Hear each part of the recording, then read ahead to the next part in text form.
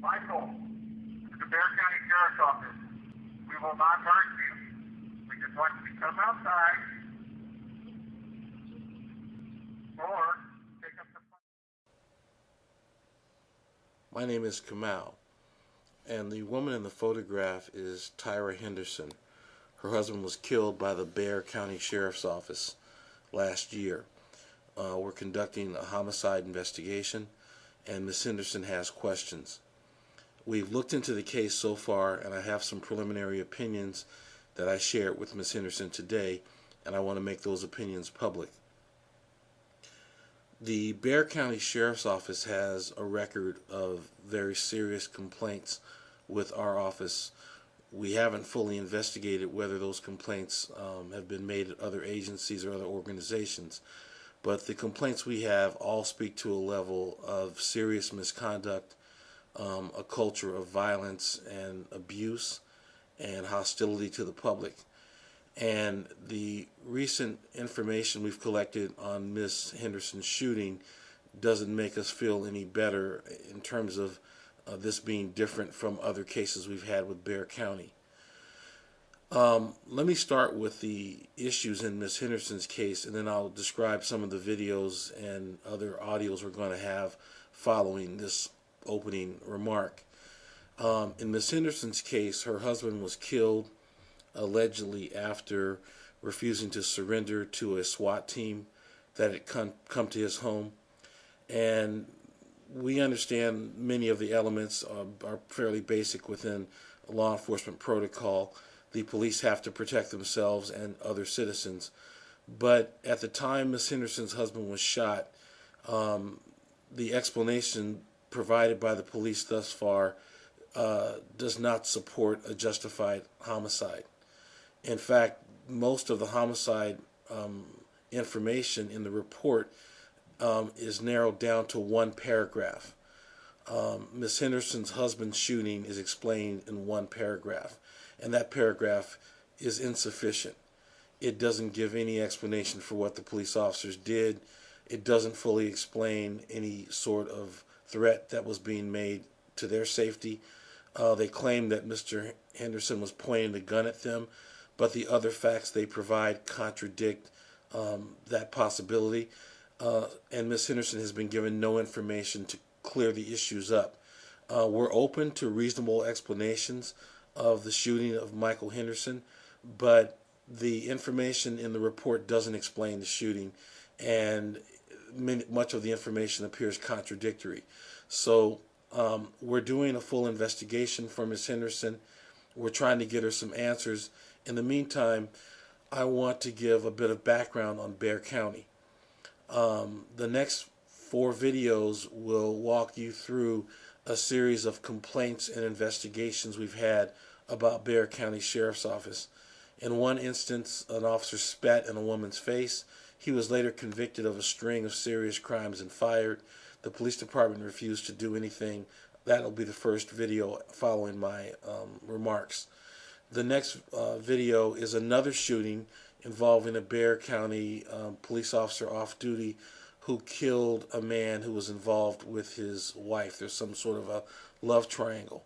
In any event, we're going to be reporting these complaints to the Justice Department and the FBI, and we're seeking answers from the Attorney General in Ms. Henderson's case as to why the police have refused to release records under the Open Records Law. We believe that they're concealing the records, that there may be a corruption case attached to this matter, and we're going to ask the Attorney General's office to overrule the Bexar County Prosecutor's Office with respect to the release of the records. I'm going to start with my conversation with a Bexar County Internal Affairs detective regarding the woman who had an officer spit in her face and his reluctance to do an investigation. Lawrence Diamond? Yes, Okay. And we got a call back from a gentleman, and I'm sorry I don't have his name handy, but someone from your office called and said that they would look into starting an investigation, at least to answer some questions Ms. Alanis had, because at the time he was employed by your department, and she wants something done about the incident that she experienced. So, if I could, is there a fax or email number I can send this to, her complaint at least, and have someone look into it and contact her about the complaint? Well, actually, she would have to be the one to make the complaint, first of all. And then, second of all, since he's no longer an employee, we don't, Internal Affairs doesn't investigate, former employees. We only investigate employees that are currently employed with the department. Once they leave the department, they're not under our jurisdiction anymore. Okay. His conduct... If she has any questions as far as the case that happened against her, if it's a criminal case, she would contact the investigator who's handling that case. Well, the criminal case against her was thrown out, so there is no case. And in terms of the not investigating former employees, the reason we're asking your office to investigate it is because there will be evidence and information that only your sheriff's office would have access to, like where he was, what he wrote in his reports, those sorts of things. I can obviously go to the FBI or some other outside agency, that's the next thing I'll do.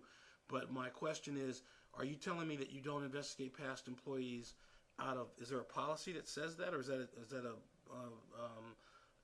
Yes, yeah. The reason that we investigate, the whole reason that we investigate is for the administration to take some type of disciplinary action against the employee.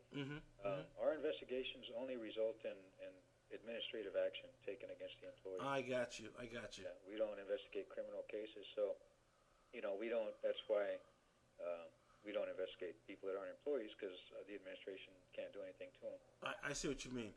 Well, then who would be the next in order in your jurisdiction with oversight that would provide for the circumstances I've described, meaning a past employee who's a former cop who was doing obviously other things that were not right, and this person... Well, whoever did the investigation originally, while he was an employee, the investigation probably resulted in him getting terminated, and then that was the end of our investigation. But what would have to happen, I would imagine, is an attorney would have to file, a Freedom of Information Act request to get the records, from our investigation. Yes. And then get, work it from there.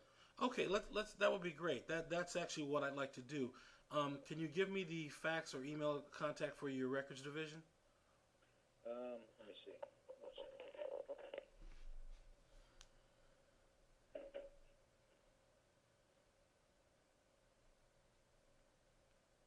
I don't know what the fax number is, but I can give you the phone number.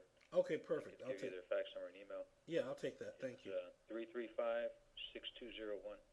6201. Okay, perfect. And that's area code 512?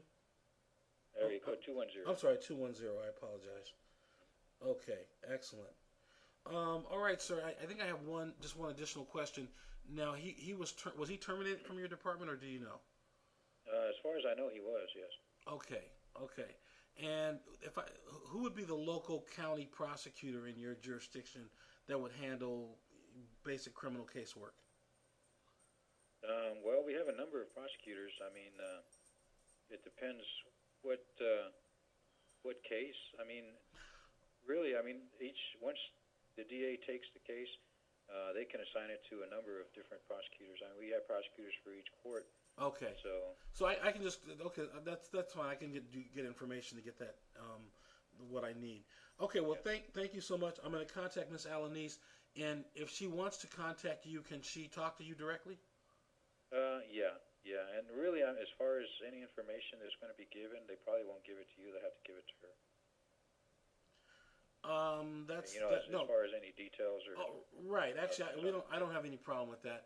But I know that she wants some answers, and if I can tell her to call you directly, that will satisfy at least one of the things I'm required to do. Yeah, that's fine. Okay, perfect. Okay, sir. Well, thank you very much. I appreciate your time. And is it Sergeant Morales? Yes. Okay, excellent. Thank you so much. Okay, sir. Bye. Bye-bye.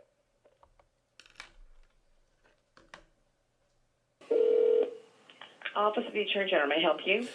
Yes, ma'am. I requested some records from a police department. I'm a journalist, and it involves a murder or a shooting and I'm trying to get the records. And I got a letter back from the local prosecutor's office saying that they were requesting that the records be withheld with the Attorney General's office. How would I determine if the records have been released or whether their request was approved? Where would Okay, I? I'm gonna forward you, sir, to one of our specialists. Okay. Okay. Just a moment. Attorney General, this is Donna. May I have your name, please? Yes, my name is Mr. Kamau, spelled Kamau. And your first name? First name is Diop, D-I-O-P, And what city are you in? Tallahassee, Florida. Thank you. How can we help you? Yes, I'm a journalist, and I'm doing a report and a story about the Bexar County Sheriff's Office. They've had All several... right, let me, I'm so sorry. Let me get you routed to our press office. Well, It can help you, all right? well, actually, I'm calling about a FOIA request that was already submitted, and I just need to know Oh, if... okay. You need your media and you need to talk with our press office, okay? Okay, thank you. One moment. All right. You bet. I'm doing a story about the Bexar County Sheriff's Office and a series of questionable shootings, and I'm trying to get access to files that include the investigation of a police homicide, and the local prosecutor, Mr. Calderon, has asked that the Attorney General withhold the information or give some exemption. And I'm trying to find out if your office has made a determination on whether to release that information or not, and I do want to appeal it if it's denied. Did you get a letter from the? Yes. From the. Yes, I'm looking at the I'm looking at the letter right now. It says section. What's the date on the letter? What's the date on the letter? Okay, just a moment. Scrolling up to the top. It's dated August 20th, 2012, and it's a letter. Is a letter addressed to? It's a letter addressed to Greg Abbott, Attorney General of Texas. Who signed the letter? The person who signed the letter, just a moment, is Gerard Calderon. He's Assistant Criminal District Attorney, Civil Section, in San Antonio, Texas. From Bexar County DA's office. Yes. And he's asking the Attorney General to decide whether those records must be released to you. Yes. Yes. Exactly. You're the one that asked for the records. One of my staff requested the records on my behalf. Who made the actual request? His name is Greg Miller. He's a licensed private investigator. Okay. And what's your number? My number is 800-473-5097, extension 3, and that's my extension, Mr. Kamau. And which media are you with again? I'm an independent producer. I'm with policeabuse.com. I've done reports with Dateline, 2020, 60 Minutes. I specialize in investigating police misconduct. And I'm working on a private special project of my own production. And I'm working with the mother of the homicide victim who wants the reports released. And they've been denied, and she wants to know why. We'll get back to you today. What's your first name, by the way? First name is Diop. It's D-I-O-P. And the last name? Kamau, K-A-M-A-U. And if you want to see our work, you can go to policeabuse.com. I'm the CEO, and you'll see some of the reports with Dateline in 2020 on that page. Okay. We'll get back to you on the... It's unlikely the ruling would be out yet. Okay. 45. The clock starts ticking. We have 45 days, business days. I got the it. date we receive the request. Okay. And can you just answer one other last question? If the request is or affirmed, or to the extent that they exempt the records, where would I send an appeal? And would that be with your office or somewhere else? You'd have the right to hire an attorney and take the matter to court. Okay, perfect. All right, well, thank you so much, sir. But if they're ordered to release it, they have 30 days. They have 30 days to decide whether to release it or whether they want to take it to court to challenge the Attorney General's ruling. If the Attorney General rules they have to release it. Okay, and is the Attorney General's ruling based on solely their submission to you? Can we submit something to be considered? Yes, you can. But first, you best wait to see. Let us ask for the number assigned to it, and then we'll call you back. And if there's that number assigned to this request, if we've received it, Got you. we can certainly give you the number assigned to it. Then you could mail your 2 cents to the Attorney General's office on that subject, and you probably should use that number. Okay, perfect. And a copy of their letter with it, so there's no confusion.